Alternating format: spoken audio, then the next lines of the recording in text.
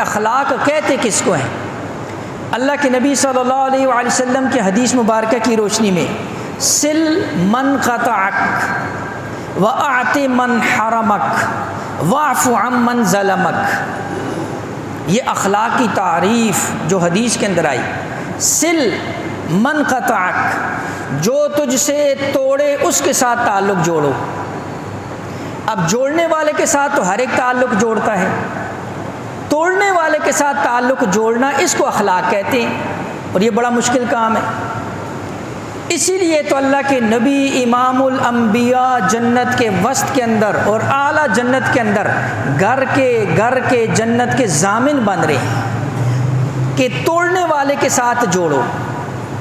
وَاعْطِ مَنْ حَرَمَكَ، دینے والے کوئی کو ہر اوپر احسان کرتا ہے، اس نے فلاں وقت کے اندر میرے ساتھ اچھا کیا، آج اس پر برا وقت ہے میں اس کے ساتھ اچھا کروں گا، اس نے فلاں وقت جو ہے مجھے ضرورت تھی قرضہ دیا، آج اس کو ضرورت ہے میں اس کو قرضہ دوں گا۔ نہیں، اللہ کے نبی علیہ الصلوۃ والسلام فرما رہے ہیں اس کو دو جس نے تجھے محروم کیا۔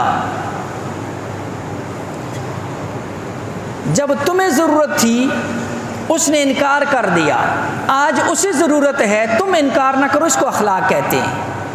بڑا مشکل کام ہے، زبان سے کہنا بڑا آسان ہے، عمل کر کے دکھانا بڑا مشکل ہے۔ اور واعف عن من ظلمک، جس نے تجھ پر ظلم کیا اس کو معاف کر دو،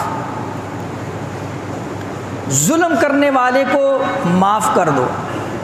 اور یہ معافی ایسے نہیں ہے کسی طاقتور نے کسی پر ظلم کیا یہ بدلہ لے نہیں سکتا، اپنے دل میں کہتا ہے میں نے اس کو معاف کر دیا۔ نہیں، جب تمہیں اس کے اوپر قوت حاصل ہو گئی، جب وہ تمہارے ہاتھ کے نیچے آ گیا، جب اب تم اس کے اوپر طاقتور بن گئے ہو، اب معاف کرو، اس کو اخلاق کہتے ہیں۔